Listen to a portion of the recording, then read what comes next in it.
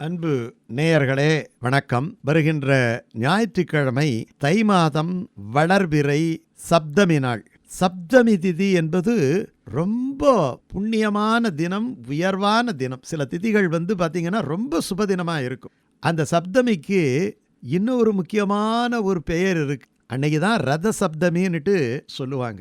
தை மாதம் வளர்பிறை 7வது நாள் சப்தமி திதி, ரத சப்தமி தினம்.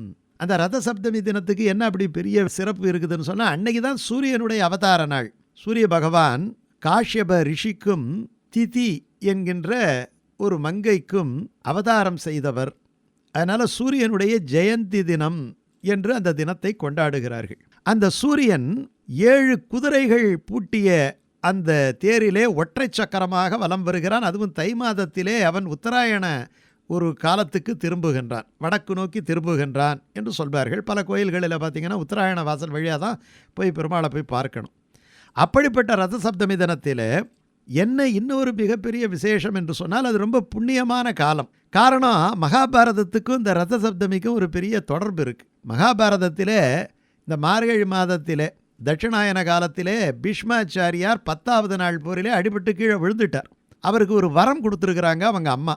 என்ன வரம்? அவங்க அப்பா அம்மா எல்லாம் சேர்ந்து ஒரு வரம் கொடுத்துருக்குறாங்க. அவர் வரத்தை தெய்வ வரமாக பெற்றிருக்கிறார். அதாவது அவரை யாராலையும் கொல்ல முடியாது. தன்னுடைய உயிர் எப்போ எந்த நேரத்தில் போகணும்னுட்டு அவர் நினைக்கிறாரோ அப்போ தான் போகும். அப்படி ஒரு வரம். அதனால் அவர் என்ன பண்ணாருன்னா, பார்க்குறாரு, இந்த மார்கழி மாதம் தட்சிணாயன காலத்தில் கீழே விழுந்துட்டோமே, சாஸ்திரத்திலலாம் உத்தராயண காலத்திலே உயிர் பிரிந்தால் நல்லது என்று சொல்லியிருக்கே, உத்தராயணம் தை மாதத்தில் தானே வரும், அதனால் தன்னுடைய உயிரை கெட்டியாக பிடிச்சிக்குப்போம் அப்படின்னு நினச்சிக்கிட்டு அவர் உயிர் போகாமல் மரண அவஸ்தையிலே அம்பு படுக்கையிலே துடித்து கொண்டு இருக்கிறார். உத்தராயணம் பிறந்துடுச்சு. இருந்தாலும் கூட அவருக்கு பலவிதமான உறுத்தல்கள் இருக்கே தவிர அவருக்கு உயிர் விடுறதுக்கு மனசு வரல, உயிரும் போக மாட்டேங்குது. அப்போ வியாசர் வருகிறார். வியாசர் வந்தவொடனே, ஏன் இத்தனை எனக்கு தவிப்பு, நான் நிம்மதியாக என்னுடைய உடலை கூட துறக்க முடியாத அளவுக்கு இவ்வளவு சங்கடமாக இருக்கிறதே என்று சொல்லும் பொழுது, நீ எப்பொழுது துரியோதனன் அவையிலே அவன் பாவம் செய்யும் போது கூட தடுக்காமல் உன்னுடைய ஆதரவை அவனுக்கு வழங்கினாயோ, அப்பொழுதே அந்த பாப முட்டைகள் உன்னிடமும் சேர்ந்து விட்டன. இந்த பாவங்கள் கழிந்தாலன்றி உனக்கு உயிர் பிரிவதற்கான வாய்ப்பே இல்லை, நீயே நினைத்தாலும் கூட அப்படின்னு சொன்ன உடனே, இதுக்கு என்ன வழி அப்படின்னு கேட்குறார். உன்னுடைய பாவங்களை தீர்க்கக்கூடிய சக்தி சூரியனுக்குத்தான் உண்டு. அதனால் நீ என்ன பண்ணுறேன்னா, இந்த எருக்க இலைகள் இருக்குது இல்லையா, அர்க்கபத்திரம்னு சொல்லுவாங்க, இந்த எருக்க இலைகளை வைத்து உன்னுடைய அந்த உடல் மீது மூடுகிறேன். உன்னுடைய பாவங்களை எல்லாம் சூரியன் பொசுக்கி விடுவான். அதற்கு பிறகு நீ நிம்மதியாக இந்த உலகத்திலே இருந்து விடைபெறலாம் என்று சொல்லுகின்றார். அப்படி சொல்லப்பட்ட அவருக்கு ஒரு நாள்தான் இந்த தை மாதத்திலே ரத சப்தமி என்கிறதால அன்னைக்கு புனித குளியல் நம்ம செய்யணும்.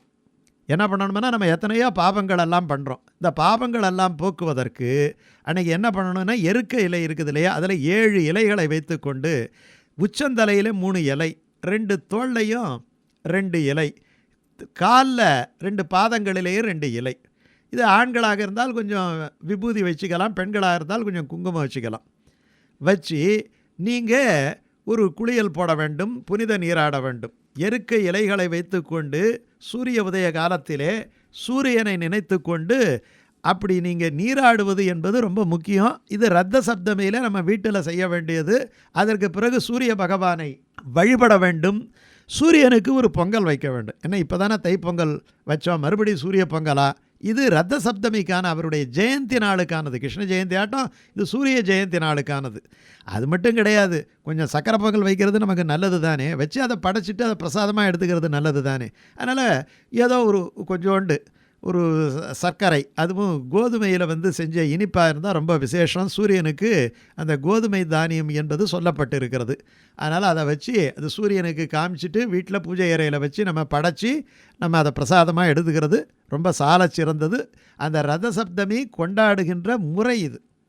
இதே பார்த்திங்கன்னா, அன்னைக்கு திருமலையில் ரத சப்தமி எப்படி பிரம்மோற்சவத்துக்கு குவிவார்களோ அந்த மாதிரி ரத சப்தமிக்கு பார்த்திங்கன்னா எக்கச்சக்கமாக இருக்கும். அன்னைக்கு ஏன்னு சொல்லுங்களாம், என்ன காரணம் அப்படின்னு சொன்னால், அன்னைக்கு ஏகதின பிரம்மோற்சவம், 10 நாள் நடக்க வேண்டிய பிரம்மோற்சவ வாகன சேவையெல்லாம் ஒரே நாளில் பார்த்துடலாம். காலையிலேருந்து சாயங்காலம், காலையில் போய் அங்கே உட்காந்துட்டோம்னா சாயங்காலம் அஸ்தமனமாகி ஒரு 8-9 மணி வரைக்கும் பார்த்திங்கன்னா வெவ்வேறு வாகனங்களிலே பெருமாள் வீதி உலா வருவார். அதற்கு ஏக தின பிரம்மோற்சவம். ரதசப்தமி பல ஸ்ரீரங்கத்தில் கொண்டாடுறாங்க, காஞ்சிபுரத்தில் கொண்டாடுறாங்க, திருவேந்திரபுரத்தில் கொண்டாடுறாங்க. இப்படி பல இடங்களில் கொண்டாடினாலும் கூட திருமலையிலே பிரம்மோற்சவம் ரொம்ப விசேஷம். காலையில் பார்த்திங்கன்னா அந்த சூரிய உதய நேரம் ஒரு 5:30 ஆரம்பித்து ஒரு 8 மணிக்குள்ளே சூரிய பிரபை அந்த வாகனத்திலே பகவான் மலையப்ப சுவாமி வலம் வருவார். அதுக்கப்புறமா பார்த்திங்கன்னா சின்ன சேஷ வாகனம் 5 தலை உடைய நாகம் அதில் வலம் வருவார். அதுக்கப்புறம் கொஞ்சம் நேரம் கழித்து கருட வாகனத்திலே வலம் வருவார். அதுக்கப்புறம் கொஞ்சம் நேரம் கழித்து வலம் வந்து கீழே வந்தவுடனே ஒரு மணி நேரம் கழித்து மறுபடியும் இன்னொரு வாகன சேவை நமக்கு நடக்கும். அது அனுமந்த வாகனம். அப்புறம் பிற்பகலில் எப்படி பிரம்மோற்சவத்தில் வந்து அவப்பிரத ஸ்நானம்னு சொல்கிற மாதிரி இந்த சக்கர ஸ்நானம் அப்படின்னு சொல்லக்கூடிய சக்கரத்தாழ்வாருடைய தீர்த்தவாரி அப்படின்னு சொல்லுவாங்க இல்லையா, அந்த தீர்த்தவாரி அந்த சக்கர ஸ்நானம் நடக்கும். பிற்பகலில் ஒரு கிட்டத்தட்ட ஒரு 3 மணிக்குள்ளே நடக்கும். அப்படி முடிஞ்ச உடனே மறுபடியும் பெருமாள் கல்பவிருட்ச வாகனத்தில் வீதி வலம் வருவார். அப்புறம் மறுபடியும் இன்னொரு வாகனம், அது சர்வ பூபால வாகனம். சர்வ பூபாலன் அப்படின்னு சொன்னால் எல்லா லோகங்களுக்கும் அவன்தான் தலைவன் அப்படி என்பதை காண்பிக்கக்கூடிய சர்வ பூபால வாகனத்தில் வலம் வருவார். எல்லாம் வலம் வந்து முடித்த உடனே இது வரைக்கும் 6 வாகனம் ஆயிடுச்சு.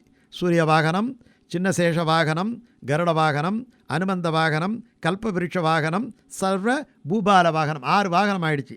ரத சப்தமி இல்லையா, மொத்தம் 7 வாகனத்தில் வரணும். 7ஆவது வாகனம் அன்று சூரிய அஸ்தமனமெல்லாம் ஆன பிறகு இரவு நேரம் இல்லையா, இரவு நேரத்தில் வெள்ளை வெளியேறுன்ட்டு அப்படியே வெள்ளியாக ஜொலிக்கக்கூடிய சந்திர பிரபை வாகனத்தில் வந்து வாகன சேவை அன்னைக்கு நிறைவு பெறும். ஏகதின சப்த வாகன சேவை. இது சப்தமிங்கிறதால 7 வாகனங்களில் மலையப்ப சுவாமி பலம் வருகின்ற ஒரு நாள். அதே மாதிரி அதுக்கு அடுத்த நாள் அஷ்டமி வந்துடுது. இந்த சப்தமிக்கும் அஷ்டமிக்கும் தொடர்பு இருக்குது. இப்போ பீஷ்மாச்சாரியார் மீது எருக்கையிலெல்லாம் வச்சு அவருக்கு வழிகாட்டினார் வியாசர். அது ரத சப்தம் அன்னைக்கு. அந்த அஷ்டமி அன்னைக்கு தான் தன்னுடைய அந்த உயிரை வந்து உடம்பில் இருந்து பிரிந்து அவர் மேலுலகம் செல்லுகின்றார். அதனால் பீஷ்மருக்கு முக்தி கிடைத்த தினம் என்னட்டு இந்த அஷ்டமியை சொல்லுவாங்க. அந்த அஷ்டமி அன்னைக்கு பிதிர் தர்ப்பணாதிகளை பண்ணணும். பீஷ்மருக்காக இந்த உலகமே பிதிர் தர்ப்பணாதிகள் பண்ணுது. அவர் நினச்சிக்கிட்டு நம்ம அன்னைக்கு தர்ப்பணம் கொடுத்தோம்னா நம்முடைய குடும்பத்தில் நல்ல மனைவி, மக்கள், சந்தானம், இப்படியெல்லாம் எல்லா விதமான நன்மைகளும் நமக்கு கிடைக்கும். நீங்கள் சூரியனை நினைக்கும் போது அவருடைய காயத்ரி மந்திரத்தை சொல்லணும். ரொம்ப எளிமையான காயத்ரி மந்திரம். ஓம் அஸ்வத்வஜாய வித்மகே பாசஹஸ்தாய தீமகி தன்னோ சூரிய பிரசோதயாத். அது அவ்வளோதான், சின்ன மந்திரம்தான். இந்த மந்திரத்தை நம்ம இந்த ரத சப்தமி அன்னைக்கு சொல்லலாம்.